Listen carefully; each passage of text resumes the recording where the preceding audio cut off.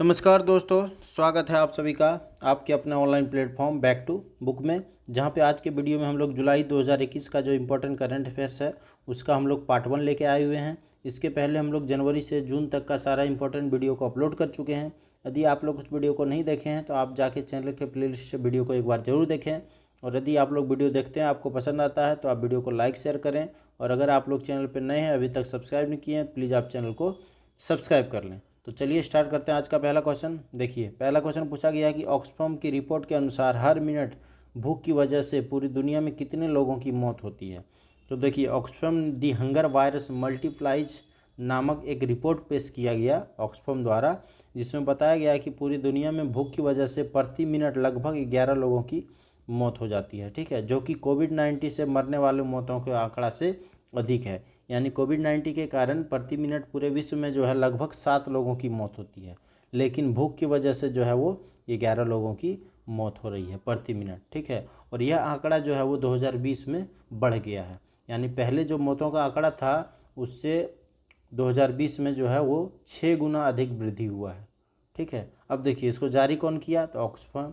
तो ऑक्सफैम का जो स्थापना हुआ था वो 5 अक्टूबर 1942 को हुआ था। इसका हेडक्वार्टर नैरोबी केन्या में है। इसके प्रेजेंट डायरेक्टर जो हैं वो गैब्रिएला बुकेर हैं। ठीक है, तो आप लोग इसको भी याद रखें।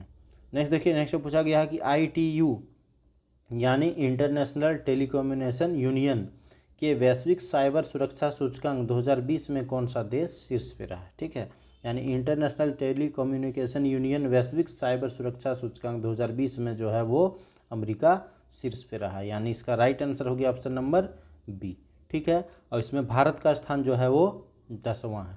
ठीक है, इसमें टोटल 194 देशों का रैंक निकाला गया, जिसमें पहले स्थान पे अमेरिका है और 10वें स्थान पे भारत है। ठीक है, और इसको निकालने के लिए 5 मानकों का प्रदर्शन के आधार पर जो है इसकी रैंकिंग की गई, जिसमें पहली है कानूनी उपाय, दूसरी है तकनीकी उपाय, तीसरी है संगठनात्मक उपाय, चौथी है क्षमता का विकास और 5वीं है सहयोग। ठीक है, यानी ITU इंटरनेशनल टेलीकम्युनिकेशन यूनियन द्वारा साइबर सुरक्षा सूचकांक में अमेरिका टॉप पे है और भारत का रैंक 10वां है।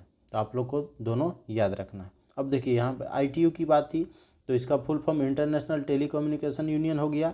इसके प्रेजेंट में जो इसका हेडक्वार्टर जो है वो जिनेवा स्विट्जरलैंड में है और इसका स्थापना 17 मई 1865 को किया गया था।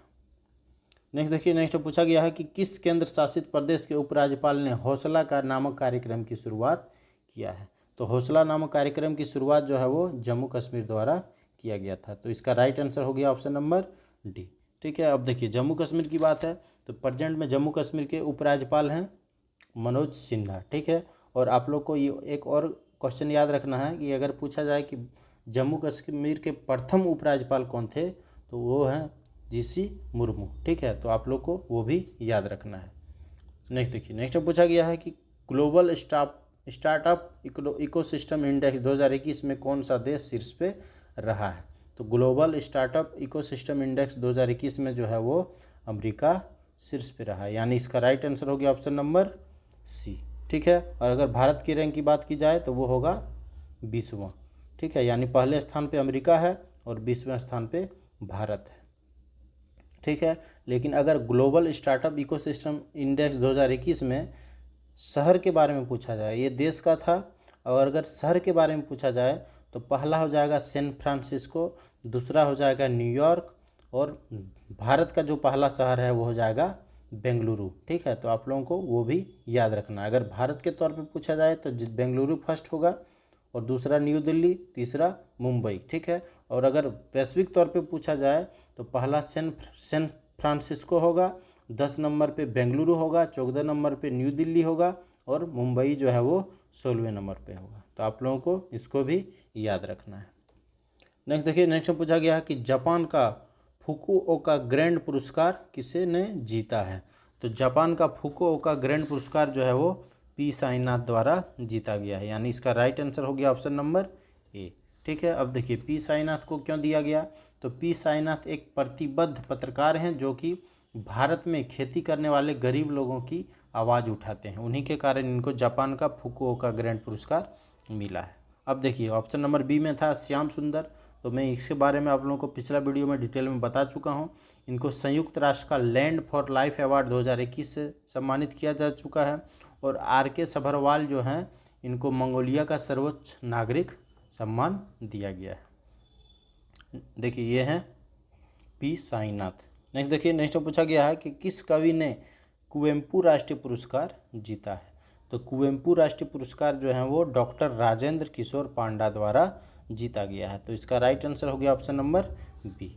ठीक है, अब देखिए यह पुरस्कार जो है प्रतिवर्ष भारतीय संविधान द्वारा मान्यता प्राप्त किसी भी भाषा के साहित्य में महत्वपूर्ण योगदान देने वालों को दिया जाता है। इसके तहत 5 लाख रुपया दिया जाता है। ठीक है, अब देखिए P साईनाथ की बात थी, तो ऑप्शन नंबर ए में P साईनाथ है। तो P साईनाथ के बारे में तो पिछला क्वेश्चन में हम लोग बता चुके हैं। और श्याम सुंदर को जो है इनको संयुक्त राष्ट्र का लैंड फॉर लाइफ अवार्ड 2021 से सम्मानित किया गया है। नेक्स्ट देखिए, नेक्स्ट पूछा गया है कि किस मंत्रालय ने स्पर्श प्रणाली लागू की है। तो स्पर्श प्रणाली जो है वो रक्षा मंत्रालय द्वारा लागू किया गया है, यानी इसका राइट आंसर हो जाएगा ऑप्शन नंबर बी। नेक्स्ट देखिए, नेक्स्ट पूछा गया है कि भारतीय मूल के कौन अब तक के सबसे युवा शतरंज ग्रैंड मास्टर बने हैं। तो भारतीय मूल के सबसे युवा शतरंज ग्रैंड मास्टर जो है वो अभिमन्यु मिश्रा बने हैं, यानी इसका राइट आंसर हो गया ऑप्शन नंबर ए। ठीक है, जो कि 12 साल 4 महीने और 25 दिन के हैं, और ये अब तक के सबसे युवा शतरंज ग्रैंड मास्टर बन गए हैं। ठीक है, तो देखिए ये जो अभिमन्यु मिश्रा हैं ये भारतीय मूल के अमेरिकी नागरिक हैं, और इनको शतरंज खिलाड़ी के तौर पे जो है वो दुनिया के सबसे युवा ग्रैंड मास्टर बन गए हैं। नेक्स्ट देखिए, नेक्स्ट पूछा गया, देखिए ये है अभिमन्यु मिश्रा। नेक्स्ट देखिए, नेक्स्ट पूछा गया कि हुपर इंस्टाग्राम रिच लिस्ट 2021 में कौन शीर्ष पे रहा है। तो हुपर इंस्टाग्राम रिच लिस्ट 2021 में जो है वो world wide Cristiano Ronaldo top पे है, यानी इसका right answer option number C है। और अगर भारत की बात बोला जाए तो इसमें होगा विराट कोहली पहले स्थान पे, और वर्ल्ड वाइड में विराट कोहली का स्थान जो है वो 19वां है, और प्रियंका चोपड़ा का स्थान 27वां है। ठीक है, लेकिन अगर वर्ल्ड वाइड पहला स्थान पूछा जाए तो वो क्रिस्टियानो रोनाल्डो होगा, और वर्ल्ड वाइड विराट कोहली का रैंकिंग 19वां है, और भारत के तरफ से पहला है। ठीक है, अब देखिए इंस्टाग्राम द्वारा जो है ये लोग इंस्टाग्राम पे एक पोस्ट डालने के लिए इंस्टाग्राम से $1.6 मिलियन जो है वो चार्ज करता है क्रिस्टियानो रोनाल्डो। ठीक है, और विराट कोहली जो है वो 6,08,000 रुपया पर पोस्ट के हिसाब से इंस्टाग्राम से लेता है। इसी हिसाब से रोनाल्डो टॉप पे है, और 19वें स्थान पे हैं विराट कोहली। नेक्स्ट देखिए, नेक्स्ट में पूछा गया है कि उत्तराखंड के नए चीफ मिनिस्टर कौन बने हैं। उत्तराखंड के नए चीफ मिनिस्टर जो हैं वो पुष्कर सिंह धामी बने हैं, यानी इसका राइट आंसर हो जाएगा ऑप्शन नंबर ए। ठीक है, अब देखिए ऑप्शन नंबर बी में है हेमंत विश्वकर्मा शर्मा, तो ये असम के CM बने हैं। ठीक है, इसको भी आप लोग नोट करके रखें। MK स्टालिन जो है ये तमिलनाडु के बने हैं, और पिनरई विजयन जो है ये केरल के पहले भी थे और अभी प्रेजेंट में भी हैं। ठीक है, तो आप लोग नेक्स्ट देखिए, नेक्स्ट पूछा गया है कि किस राज्य सरकार ने जन सहायक आपका सहायक ऐप लॉन्च किया है। तो जन सहायक आपका सहायक ऐप जो है वो हरियाणा सरकार द्वारा लॉन्च किया गया, यानी इसका राइट आंसर हो गया ऑप्शन नंबर सी। नेक्स्ट देखिए, नेक्स्ट पूछा गया कि सर्बिया में सिल्वर लेक ओपन शतरंज टूर्नामेंट का खिताब किसने जीता है। तो सर्बिया में सिल्वर ओपन शतरंज टूर्नामेंट का खिताब जो है वो निहाल सरीन द्वारा जीता गया है, यानी इसका राइट आंसर हो गया ऑप्शन नंबर बी। ठीक है, और ऑप्शन नंबर ए में जो है अभिमन्यु मिश्रा ये सबसे कम उम्र के ग्रैंड मास्टर बने हैं, इसके बारे में पिछला क्वेश्चन में बता चुका हूँ। नेक्स्ट देखिए, नेक्स्ट में पूछा गया कि किस हवाई अड्डा ने ऑपरेशन प्रवाह शुरू किया है। तो ऑपरेशन प्रवाह जो है वो कोची हवाई अड्डा द्वारा शुरू किया गया है, तो इसका राइट आंसर हो गया ऑप्शन नंबर बी। ठीक है, जो कि बाढ़ से बचने के कारण इस ऑपरेशन प्रवाह की शुरुआत की गई है।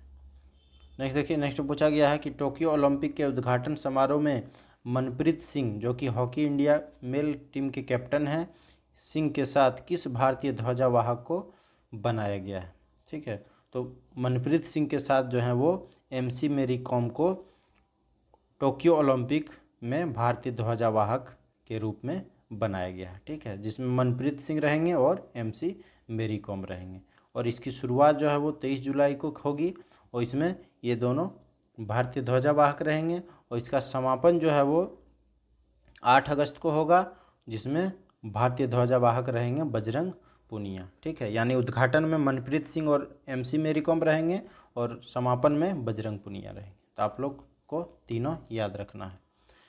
नेक्स्ट देखिए, नेक्स्ट में पूछा गया कि किस देश ने फेंग्यून 3E उपग्रह लॉन्च किया गया है। तो फेंग्यून 3E उपग्रह लॉन्च जो है वो चीन द्वारा किया गया है। तो इसका राइट आंसर हो गया ऑप्शन नंबर डी। ठीक है, और इस उपग्रह का इस्तेमाल जो है देश के मौसम की सटीक भविष्यवाणी की क्षमता को बढ़ाने के लिए इस उपग्रह को लॉन्च किया गया है। नेक्स्ट देखिए, नेक्स्ट पूछा गया कि खादी प्राकृतिक पेंट के ब्रांड एम्बेसडर कौन बने हैं। तो खादी प्राकृतिक पेंट के ब्रांड एम्बेसडर जो हैं वो नितिन गडकरी बने हैं, यानी इसका राइट आंसर हो गया ऑप्शन नंबर सी। ठीक है, अब देखिए ये प्राकृतिक खादी पेंट की बात है, तो इसको बनाने के लिए जो है गाय का गोबर इसमें इस्तेमाल किया जाएगा। ठीक है, और इसका ब्रांड एम्बेसडर नितिन गडकरी को बनाया गया है। नेक्स्ट देखिए, नेक्स्ट पूछा गया है कि हाल ही में कौन सा राज्य को भारतीय रेलवे के मानचित्र में जोड़ा गया है। तो हाल ही में जो है वो मणिपुर को भारतीय रेल नेटवर्क के साथ जोड़ा गया है, जो कि असम के सिलचर स्टेशन से मणिपुर के वेंगया चुनपाओ रेलवे स्टेशन पर पहली एक पैसेंजर ट्रेन को चलाया गया है, ट्रायल किया गया है, जिसमें टोटल दूरी जो है वो 11 किलोमीटर थी। ठीक है, और ये पहली बार जो है मणिपुर को भारतीय रेल नेटवर्क के साथ जोड़ दिया गया है। नेक्स्ट देखिए, नेक्स्ट में पूछा गया है कि दुनिया का सबसे ऊंचा रेत महल कहाँ बनाया गया। तो दुनिया का सबसे ऊंचा रेत महल जो है वो डेनमार्क में बनाया गया। तो इसका राइट आंसर हो गया ऑप्शन नंबर सी। ठीक है, जिसकी ऊंचाई 21.16 मीटर है और ये दुनिया का सबसे ऊंचा रेत महल बना है।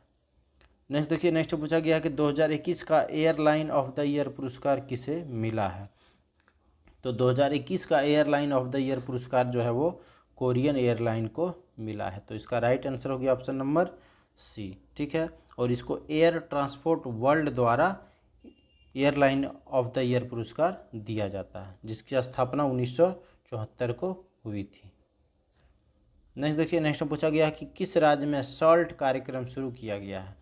तो सॉल्ट कार्यक्रम की शुरुआत जो है वो आंध्र प्रदेश में किया गया है। तो इसका राइट आंसर हो गया ऑप्शन नंबर सी। अब देखिए यहाँ पे सॉल्ट की बात थी, तो इसका फुल फॉर्म होता है सपोर्टिंग आंध्राज लर्निंग ट्रांसफॉर्मेशन। ठीक है, और इसकी शुरुआत जो है वो सरकारी स्कूलों में मूलभूत बदलाव के कारण इसकी शुरुआत की गई है। तो ये आज के वीडियो का लास्ट क्वेश्चन था। यदि आपको वीडियो पसंद आया होगा तो आप वीडियो को लाइक शेयर करें, कमेंट करके बताएं, और अगर आप लोग चैनल को अभी तक सब्सक्राइब नहीं किए हैं तो प्लीज़ आप चैनल को सब्सक्राइब कर लें। धन्यवाद।